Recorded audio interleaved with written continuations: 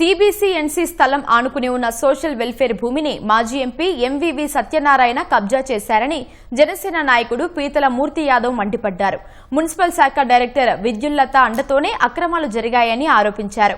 MVV పీక్లో document ఒక చోట, registration మరో చోట ఉన్నాయని కొనుగోలు చేసిన వాళ్లు మోసపోవడం ఖాయమన్నారు.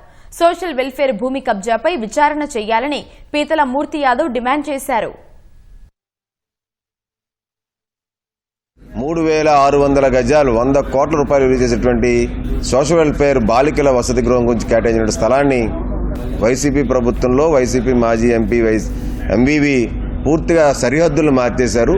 నిర్మాణ అనుమతుల కోసం జీవీఎంసీ పట్టణ ప్రణాళిక విభాగం అధికారులు ఆర్జే విద్యుల్లత గారు ఇక్కడ సీసీపీగా ఉండేటప్పుడు మొదలుపెట్టినటువంటి ఈ ప్రతిపాదన ఇప్పుడు ఆర్జే విద్యుల్లత గారు డీటీసీపీ డైరెక్టర్గా ఉండి ఆ హోదాలోనే ఇప్పుడు అప్రూవల్స్ ఇచ్చేటువంటి పరిస్థితిలో ఉన్నారు. ఆయన చేయించుకున్న డాక్యుమెంట్ హద్దుల్లో అసలు సోషల్ వెల్ఫేర్ ఆస్తి అన్నదే అసలు ఎక్కడ పొందుపరచలేదు.